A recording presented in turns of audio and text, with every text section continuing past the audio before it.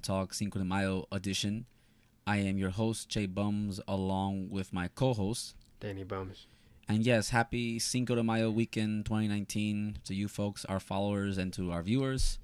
As you know, Cinco de Mayo weekend is one of the biggest boxing weekends for the past couple of years, traditionally. Yeah. Started by Floyd Mayweather, I think. I'm not sure beforehand who has fought Cinco de Mayo weekend, but for the past few years, it's been a big boxing weekend besides everything else going on in combat sports. But we hope you had a good weekend.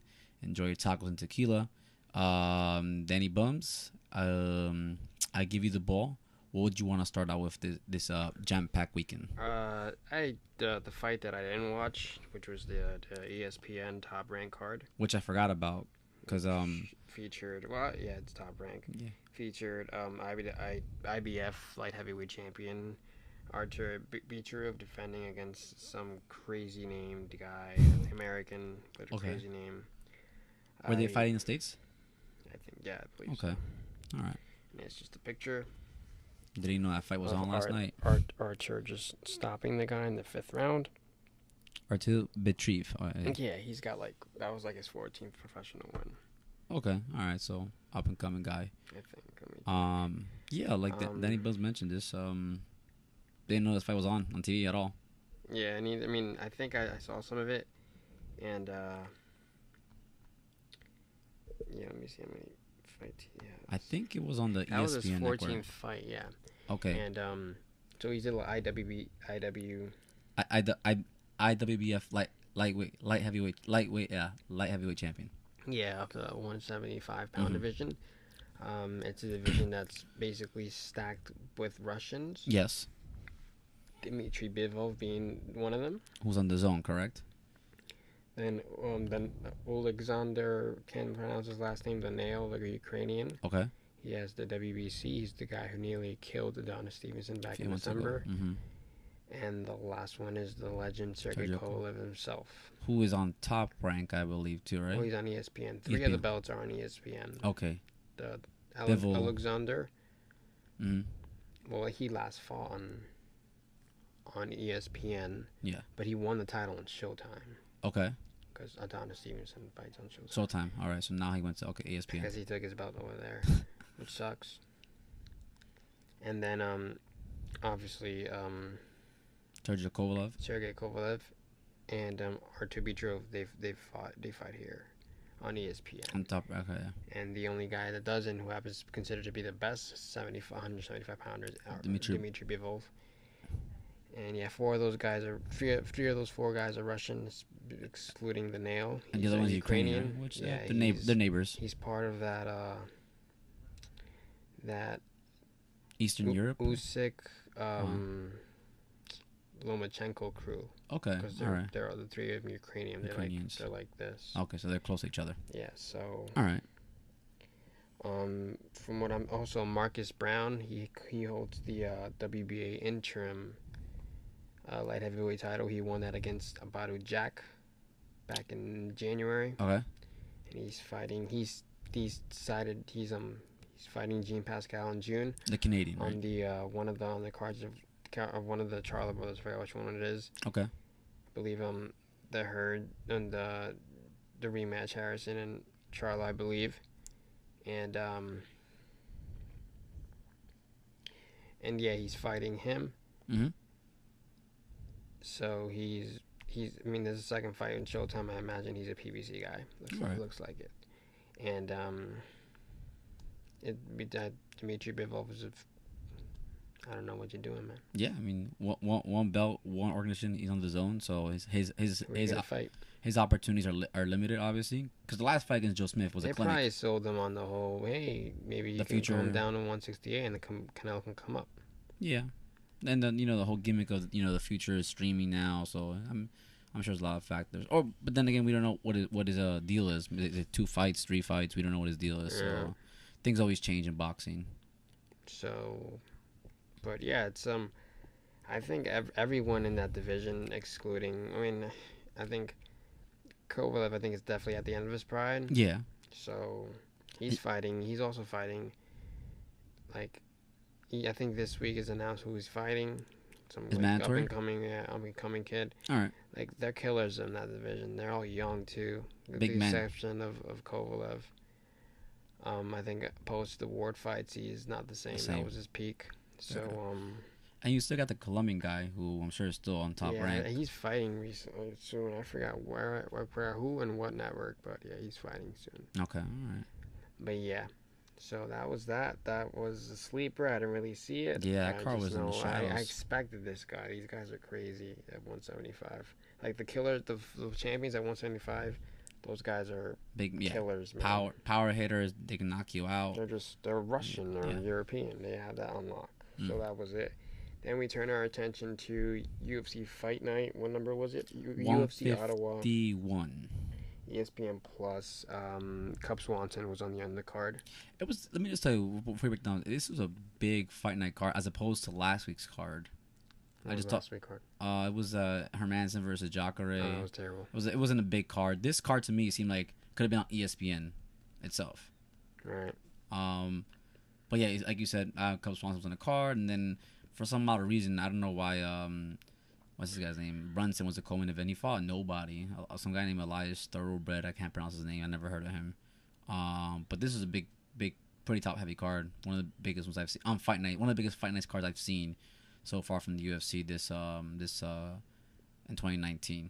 But yeah. So you were saying about Cub Swanson, the ageless veteran who's been with the UFC since WFC. Yeah, he lost. He gave some guy the biggest win of his career. Shane Burgos. Yeah. Right. I think from Boston. I don't know who else. I mean, then there was Derek Brunson. He was the co-main event. Yeah, he fought someone. I've heard the name, but he's an up-and-comer, right? Yeah, Elias Sampson. Thoroughbred. Fought Elias Sampson. That guy's a huge middleweight.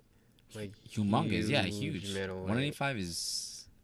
Bro, scary guy. I told you he weighed in at like 184.5, which he's great. He's good, even for a title fight. That's great. Yeah, half a pound. And 3 hours later, he was at 202. That's 18 pounds. 18 pounds. I saw that. I said the rehydration. 18 pounds. 202. Might as well be a light heavyweight. We're gonna talk about rehydration later. Oh yes. Let's go. Yeah. The big fight. Derek Brunson got the win. Yeah, I mean much needed. I didn't know that he was a dominance MMA guy. I didn't know that either. I know he's from South Florida. He's from that region, so I guess maybe it makes sense. I didn't know that either. But he needed the victory. Yeah. He's been on the he lost to Israel. He's lost to Jacare. He beat old Machida before Machida went to Bellator, I think. I thought he actually beat the Spider. Yeah, we went to that fight. Yeah, that was controversial. I thought he had enough to beat him. I thought he had enough, yeah. But it was. It happens, Dana White says all the time, don't let the decision go to the judges because they can screw you over, either one way. But yeah, Cub Swanson, a true veteran of the game. That was at 145, right? 145. He's been in and out of it. He's had a couple of losses now. He's lost. He was on a tear, and then December 2017, he after the Ortega fight is when Ortega. Yeah. And then he fought Frankie Edgar, and then to this young guy Renato Moisiano, who's a young up and coming featherweight, who lost to Brian Ortega too. So 3 in a row. I mean, he at the end of his career kind of too, but I mean he almost left the UFC. Yeah, but then the UFC apparently gave him an offer that he can't refuse. One of those kind of things. Well, he's gonna go to one. I think he was one or Bellator. One of them. He was flirting at one of them. One of those two big companies. Probably one, I think.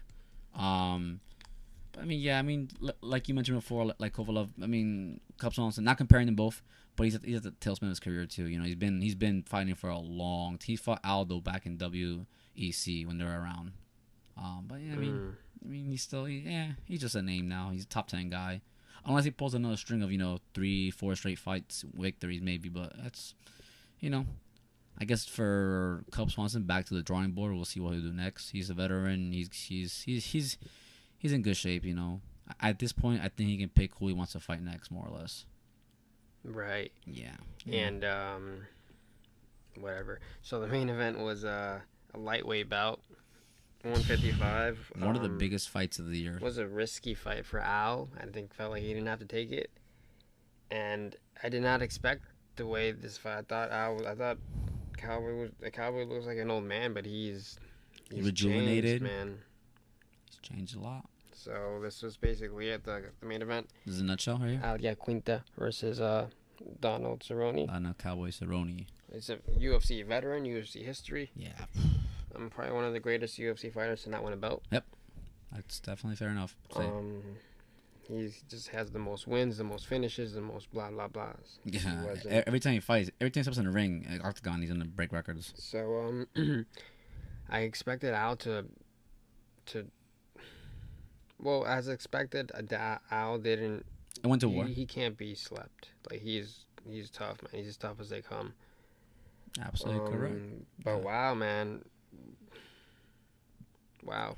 Well, I mean, like you said, I was surprised. Obviously, like you said, Ragin Well, Al. this guy's naturally like a Muay Thai kickboxer, so I mean, I Cerrone. expected his striking, and he was naturally the bigger man too. So yeah, much bigger. And like you mentioned, the thing is, Al's even his wrestling is not good. Is when he's on the defense. Like he's wiggled his way out against Khabib and Kevin Lee, and those are the best wrestlers like in the division. Yeah. It's not like it's his defense that's good. I don't know about his offense. But yeah, that was tough to watch, man. I'm a big Al fan. But congratulations to Cerrone. Yeah, I mean, you've mentioned it. It took a rejuvenated Cerrone. I feel like the UFC is happy with that. Of course, they were behind it. And then you've also mentioned the corny stat about since his son's been born, I forget his name. He's like I think 3-0 or 4-0. Now he's 3-0. 3-0. As a dad, he's undefeated. Yeah, Cerrone. I mean, he was at welterweight. He went 4-0. Then he lost like 3 straight fights at welterweight. Then went back down to 155. And then he's fought Alex Hernandez. That was a risky fight back in January. Yeah, that guy was young. Yeah, like younger than us. That was a good fight. And he fights Al Iaquinta, Ragin Al. That guy's one of the toughest guys in the division. Top 10 guys. But yeah, I was surprised. I really thought Ragin Al, with the momentum he has going on since the post Khabib fight about a year ago, after he put on a clinic against Kevin Lee back in December, he put on a full clinic on Kevin Lee, just pulls him apart. I don't know what to say. But the scoreboards were kind of close. The judges had to kind of not, I don't want to say razor thin, but it was kind of close. Yeah. But I think by the time the third round happened, I think it went fully Cerrone. Yeah, without a doubt. The first 2 rounds, okay, you can say it's debatable, but, Yeah, once round 3 started, it was... Yeah, once round 3, because he got dropped twice. The first time in the third round, then the fourth round. So at that point, okay, by the time of the third round, Cerrone kind of took over. I guess that's where you say the veterans, they pull out the championship rounds, like you mentioned. But you brought up a good point, I think, last night or the day before that, if you get Ragin Al into the 4th, 5th round, it's going to be hard to stop him. But in this case, Cerrone was able to do that. Didn't stop him, but able to engage him, attack him, knock him down, give him the kick that fell. So he was able to counter that. But Ragin Al, like you said, tough New York guy. He got that New York attitude, obviously. The heart. Never deny his heart. The stereotype of he fought the whole way through. Even at the end, he was still throwing punches. At the end, even when he was out of it, he was throwing combos, nice counters too. He had a couple counters I saw. Yeah, it was also Cerrone's leg kicks as well. Yeah, because I think it was the end of the beginning of 4th round. They showed a breakdown of the hits he took. Most of the hits were in the head and in his legs. He barely got any body shots, but most of them were head and legs. And then you saw in his left leg how he was all red and everything. And then his eye was almost kind of closed. The doctors had they came in to check it out, but he weathered the fight, weathered the storm. Yeah, so insane, man. So you want to play the Sean Shelby shoes right now? Yeah, I think Cerrone and McGregor have been lined up for a while now. Since January, right? I think that's when it was the first time. Yeah, and then Dana tried to defer from that, and he said maybe Al Iaquinta, and then boom, he beat Al Iaquinta. So now maybe Cerrone and Conor. There's also Justin Gaethje as well. That's absolutely correct. Cannot forget about Tony Ferguson. Absolutely correct. So I don't know. Well, I remember one of the issues at hand that was first brought up, and correct me if I'm wrong, was that that I think Conor didn't want to be a co-main event. I think was that what the problem was? Probably. Yeah. But now I think about it, they have no fight every pay-per-view from here until almost November. Well, except October is already taken. Because we have next week's done. May, we have June's done. Chicago. We have July done. We have August which done. Is confirmed already. We have September's done. We don't have October, November. And December, obviously. December has 2 of them as well. Usually, yeah. So, so it's either unless... Yeah, but then... It's tough. I mean, it's probably going to be... I don't know. Matchmaking is, like I said, it's tough. And then there's that other equation out there that, you know, if Nate Diaz ever fights again, that throws off the whole puzzle again. If he ever does, it throws off the whole puzzle. Obviously, Dustin Poirier is the interim, so the assumption is that Dustin will fight Khabib in September at Abu Dhabi. And then whenever Conor comes back, you would assume that at this time he will fight. Yeah, I would like to see Gaethje and Cerrone. I like it stylistically. Yeah. Guys have been through war, both of them. Yeah. Different kind of style of wars. But they go to war. So now let's play the loser side. Who does Al fight? Yeah, obviously, I think he'll get medically, you know, inactive for a few months or a few weeks. Obviously. I have one, but I'll let you go first. I think I have one. I was looking at the rankings right now, before we start recording. Who you got? I got Barboza, because he's also Barboza. he's not in the tailspin of his career, but he's another guy that goes through the war too.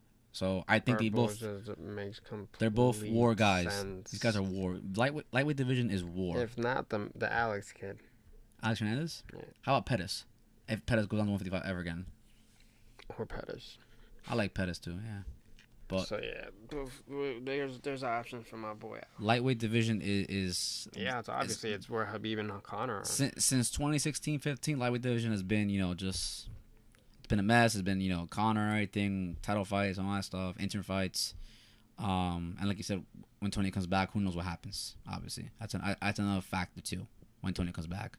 And Kevin Lee, if he stays at 170 or if he goes back down to 155, I think 170, I think he's tired of cutting all that way. He's mentioned a couple of times he's complaining about, I can't cut down to 155. Oh.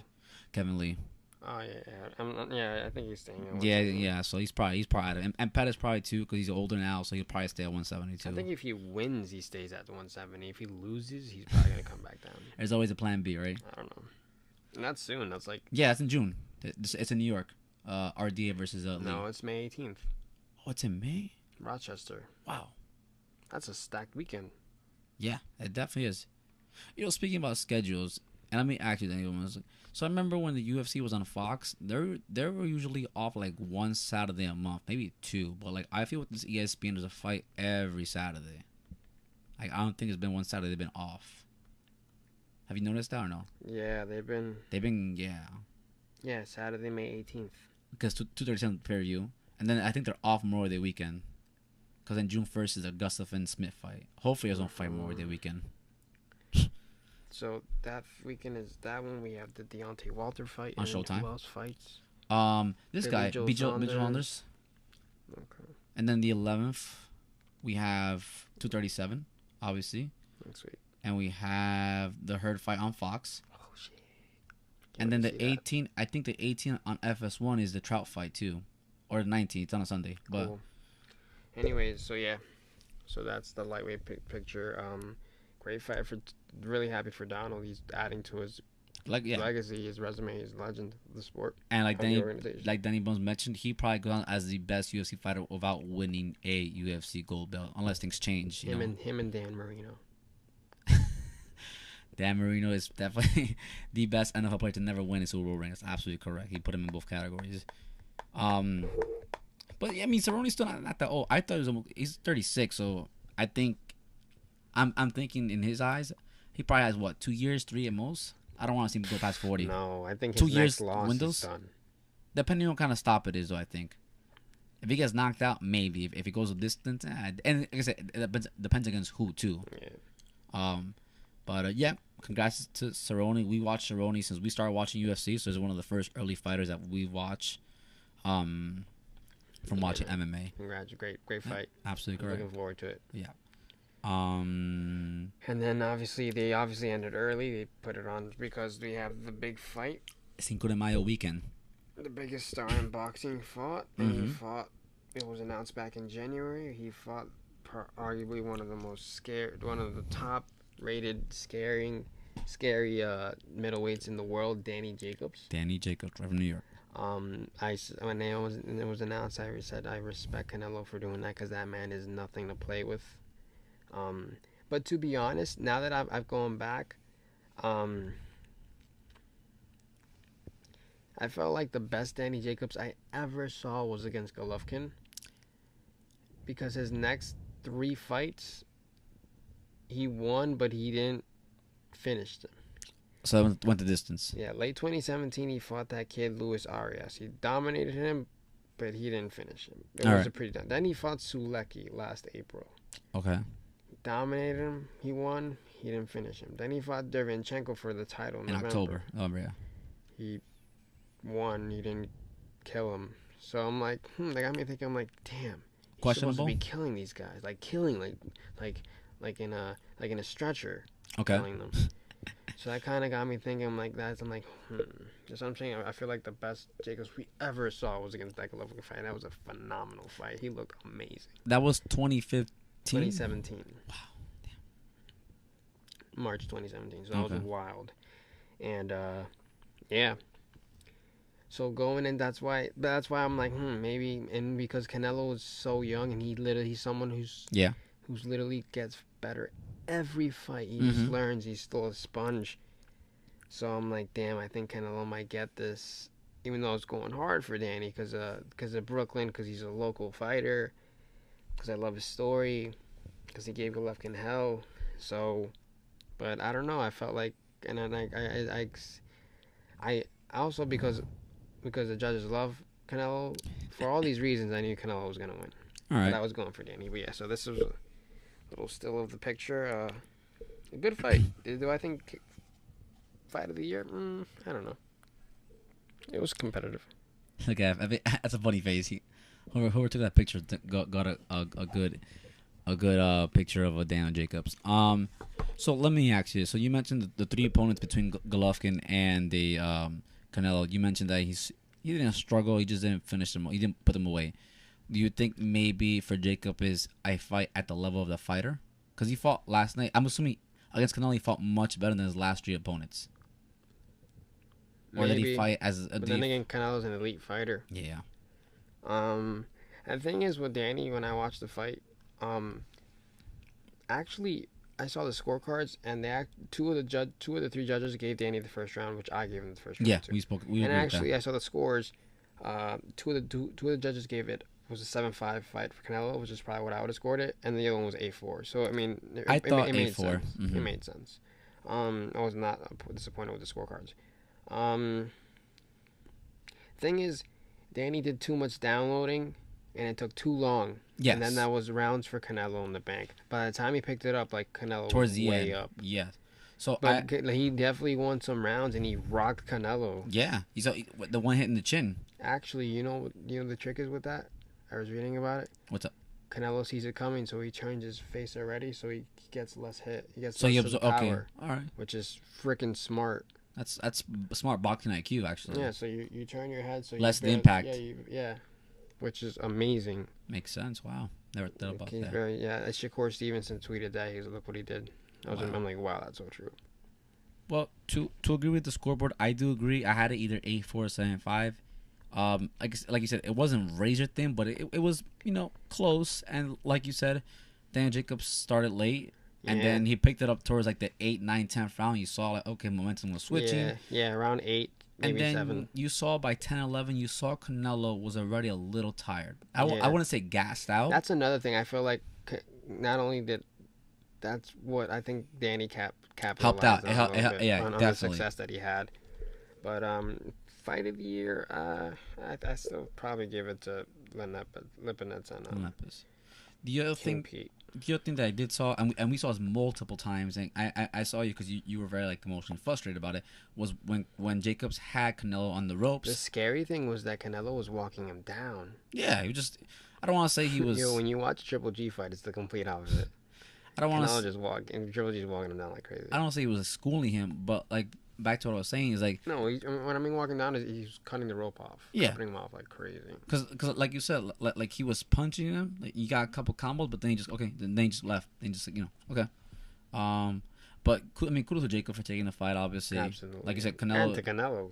Yeah. Because Canelo, like you said, is debatable. Obviously, because this is all opinion based. But to me, Canelo is the number one pound for pound boxer. Absolutely. To me, disrespect to Terrence Crawford, Loma, but I don't know. So, after you mentioned that last night about Terrence Crawford. Granted, Terrence Crawford is 3-division champion, and one of those divisions he was undisputed. Mm-hmm. And Loma's a 3-division champion in like 10 fights, not like 9 fights, but he does have a loss. Yeah. So that kind of puts a blemish in your record. And the thing is. Yeah, you can say, Canelo has a loss, but like he has a loss to like the greatest ever of all time. Yeah, Lomachenko's loss is to like Oscar Salido. Like, are you fucking kidding me? Or Orlando Salido. But so last time you got me thinking. You mentioned like what? Because you mentioned kind of like he's not the pound for pound. Terrence Crawford is considered the number one pound for pound. I thought if Canelo beat Jacobs, especially the caliber of a fighter that Jacobs is. So I thought about it last night and today, and then I kind of put a list of myself, and this is based on who I've seen the most fight the past couple of years, and I'm doing 1 through 5. Oh, yeah, what were you saying this morning? You saying that like you seen Canelo do everything? So like Danny Bums, my first Canelo fight was the Mayweather fight, which was September 2013, I believe. He's a boy. And I've caught all his fights except the Austin Trout fight. I've seen every fight. Oh, and Rocky Fielding. So I missed 2 fights. I've seen the aerial fights, and I've seen all shapes of Canelo. I've seen him have the lead the first 5-6 rounds, and then he kind of goes on defense. I've seen it versus Khan, where he was, I don't know if he was toying with him or being dominated. No, I just couldn't figure him out. And then he was too fast for him, and then Canelo started slowing him down with the body shots, and he slowed him up. He slowed him down to the point where he was able to exchange with him, and boom. So I've seen that Canelo. I've seen Canelo dominate Julio Cesar Chavez like the whole time, not even lose a round. I've seen him, like I said, I've seen him start strong and then kind of like, at the end, like Jacobs' fight. Did you see him against Rocky Fielding? No, but it was like a clinic, right? It was a exhibition.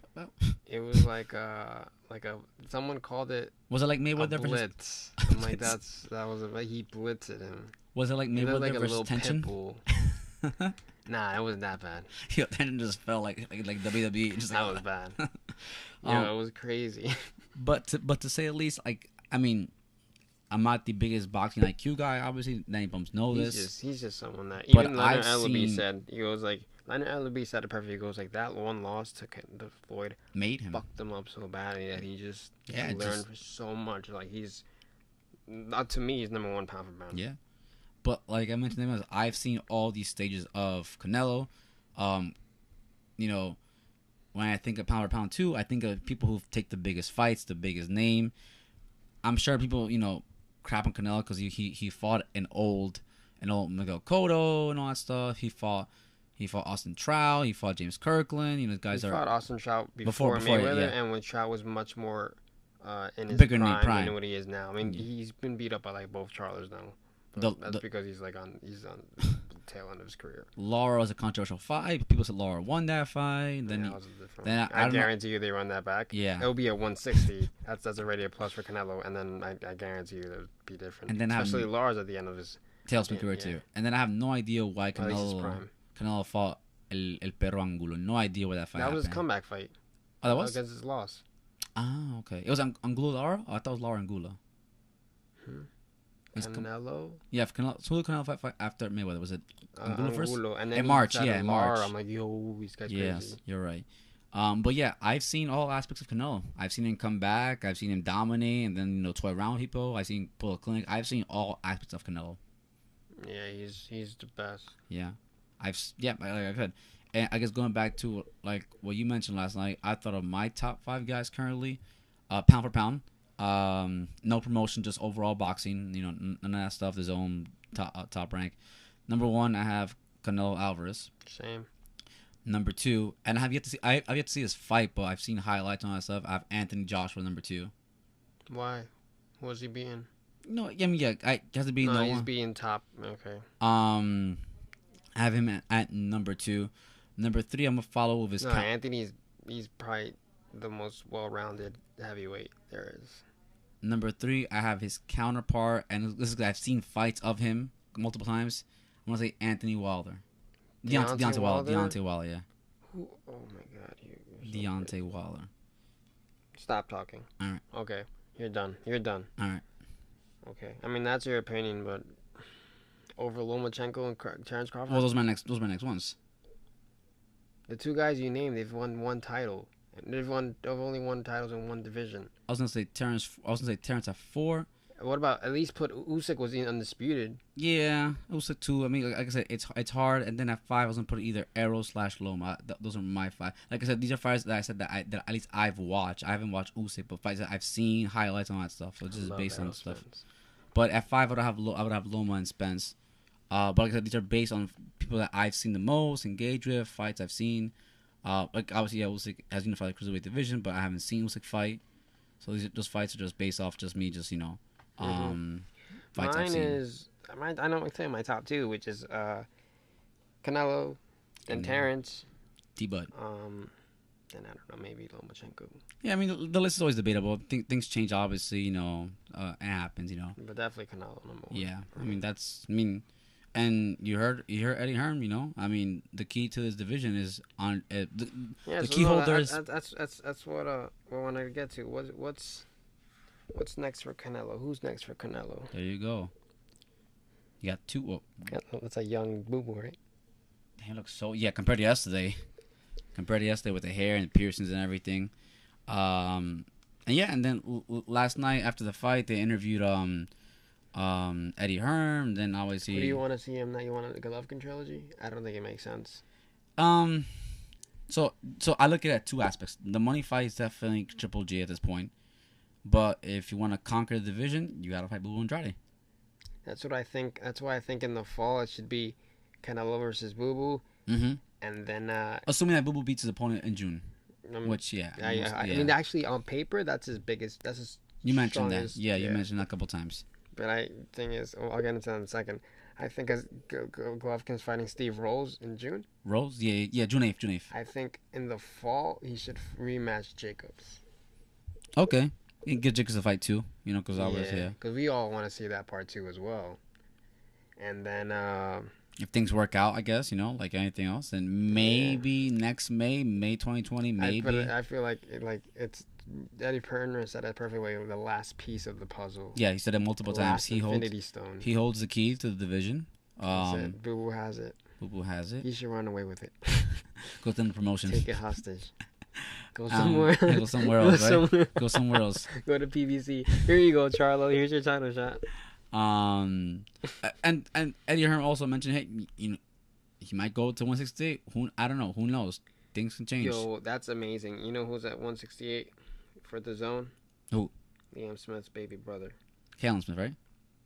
And he has the real title, the real title. version of Canelo's. Canelo's, yeah. Because who are the other champions? 168. One is vacant. Billy Joe's gonna fight for it. On Top Rank. Yeah, the other one and the other 2 are on PBC. Caleb Plant and then Anthony Durrell has it. He's about to lose it to. I guarantee he's gonna lose it to that Mexican American. Forgot his name. Oh, you mentioned it, yeah. He's definitely losing that title. He's what you call I'm talking so much shit right now, but he's what you call the placeholder champion. He's going to lose that title. That happens. It happens in any sport. It's placeholders. But yeah, technically because Callum Smith also won the World Boxing Super Series at 168 a year ago. Mm-hmm. That kind of makes him the consensus number 1. Oh, because he also has the ring. He has the little status of like lineal or ring, so he's number 1. So Canelo versus Callum Smith, that'd be amazing. If Canelo beats Callum Smith, Canelo is fucking god. The ring is that weird belt, right? With that little you know who made the ring? Who made that belt? Oscar De La Hoya. That's a weird belt. It's called the Ring Magazine. Yeah, I read that. I saw the belt last night. I'm like, oh, that's a really weird belt. And that's the only belt you don't pay sanctioning fees for. Really? That's what Oscar De La Hoya said. Yeah. All right. But yeah, I mean, Canelo. I mean, we'll see. I mean, especially when you're the top guy, you can fight anybody. See Triple G? You want to see Boo Boo? No, I told you, Boo. I want to see him unify division. And then maybe next May. It would be amazing if imagine the best story ever, the biggest underdog in the division, he beats Canelo. Because the thing is, he's probably one of the most analytical and smarter. Like, he's super analytical. And not just that, every time I've seen him, he's in all of combat sports, he is the most composed fighter ever. You mentioned it, yeah. He has no emotion. In his last fight, his coach is talking to him in the corner, and his coach said the wrong thing, and he corrects him. He's like, "Don't you mean this?" I'm like, "What? Like, you're gonna fight?" Also, I was caught on camera. Yeah. Oh wow. Yeah, it was mic'd up. You're like, "Don't you mean this?" Yeah, I meant that. Yeah, I was just testing you. He's very, very analytical the way he fights. He looks like he just has no like he doesn't. So, I like him. I like him a lot, and he's coming home. He's fighting in the Dunkin' Donuts Center in Providence. Rhode Island, right? Also, a small place. That's cool. He's fighting Selecki, he's a contender. Mm-hmm. You know what I think they're gonna do at PBC? What's up? I think because there's a Charlo there. Yes. He fights at 160 as the interim at the BBC. Obviously, they're struggling to find opponents for him. I think he's gonna fight. My commentary, he's gonna fight Brandon Adams, who won the Contender Series season, right? Mm-hmm. And then who's also there? Sergey Derevyanchenko. Who I've heard of the name, but Jacobs beat him for the vacant WB IBF like back last fall. October, yeah. And he fought like 2 weeks ago. On the which card? Peter Quillen on the card. Remember it was stopped against Caleb Truex. Oh yeah, I remember. Yeah. That so if PBC can, you mentioned that. I remember you mentioned that to me before. I guarantee they make that fight. All right. Because Derevyanchenko's a beast. So see, that's the thing about boxing. Like you said, like when you have belts in different promotions, like it's hard to make these fights sometimes. So sometimes like it forces the hand to do something else. Like, okay, we need a body here. Just fight him.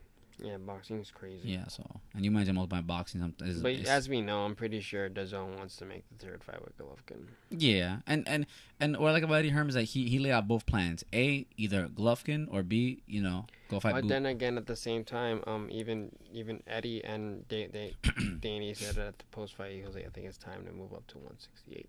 He hinted at that. Yes, absolutely correct, and obviously, especially with the whole rehydration clause, he couldn't make the 10 pounds. The Canelo clause, right? Is what you call it? That's definitely. So I'll explain it to you. So when that's an IBF sanction. Okay, for example, when he fought Golovkin back in 2017, Golovkin had 3 of the belts. One of them was IBF. Mm-hmm. At the time, IBF would still. That's always a IBF rule, right? At the time, IBF had that rule even if it's for other titles. Yeah. So the rule is by the next morning you have to, there's a second weigh-in, you can't be more than 10 pounds over. Over whatever the weight class is there. Yes, that Danny missed that for the Golovkin fight, so that title was not on the line. Okay, so it was 2 belts then. Yeah. Okay. But then IBF changed the rule. They said that they only do that when it's their own belt. If it's like other belts, multiple belts line, involved. No. Okay, so strictly IBF, they'll implement the rule. So which is crazy. Like Danny hasn't had a problem with it because how do you think he won the vacant title back in November? Yeah, he made. If it was alone, the belt was alone. He didn't pass the 10 weight, the 10 pounds. Yeah. So I'm like, he's not gonna have trouble. So then Canelo. So obviously this fight's for multiple belts, so that rule is not in effect. But Canelo insisted. For this rule, yeah. For the second weigh in the next day. Per pound is a 250K. 250. 250K fine, and he was 3.6 pounds over, so it's like almost $1 million. That's almost $1 million, yeah. So, which do you know how it works with fees? Yeah, do you know how it works with fees? Like, is there like say the fees for example, the clause, like a contract. But do you know anything about this? Like say the fee is equals to 800,000. Is there like some kind of like, okay, you know what, pay half, like a reduced rate? Do you do that? You don't know about that? No, I think that's part of the clause. You have to pay a certain rate. That's a lot of money, man. Yeah. Like I said, it's $1 million for going a little over 3.5 pounds. It would have been worth it if you won. Oh yeah, obviously, yeah. But when you take multiple L's that day. When you're on the losing side, obviously, especially for just 4.5 pounds, whatever it is. Yeah, so reasons like that, I think it's maybe he should go up to 168 and maybe challenge Callum Smith. I don't know. Yeah, we'll see. So Canelo's a three division 154, 160, and 168. 168. Okay, that's what I want to know. All right, that makes sense. Trying to think what else, but yeah, I mean, this is Cinco Mile weekend has been Canelo's weekend since post Mayweather, since he retired.